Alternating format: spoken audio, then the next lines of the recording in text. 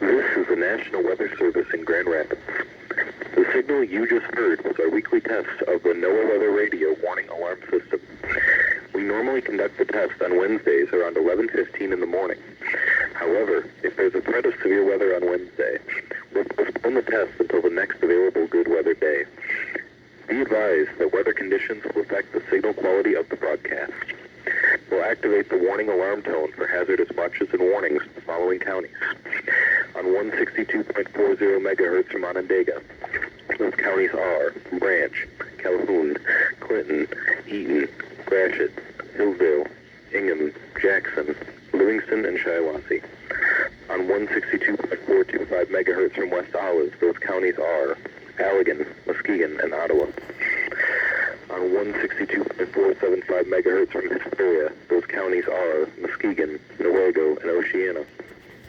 On 162.525 megahertz from Mount Pleasant, those counties are Clare, Gratiot, Isabella, Mecosta, Midland, Montcalm, and Osceola. On 162.55 megahertz from Canonsburg, those counties are Allegan, Barrie, Ionia, Kent, Montcalm, Muskegon, Newaygo, Oceana, and Ottawa.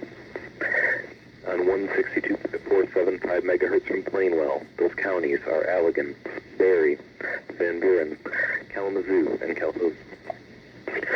On 162.425 megahertz from Wolf Lake, those counties are Manistee, Wexford, Mason, Lake, Osceola, Oceana, Newaygo, and Mecosta.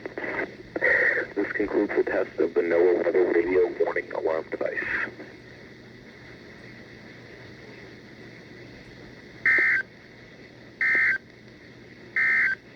Yeah, that's right. Grand Rapids.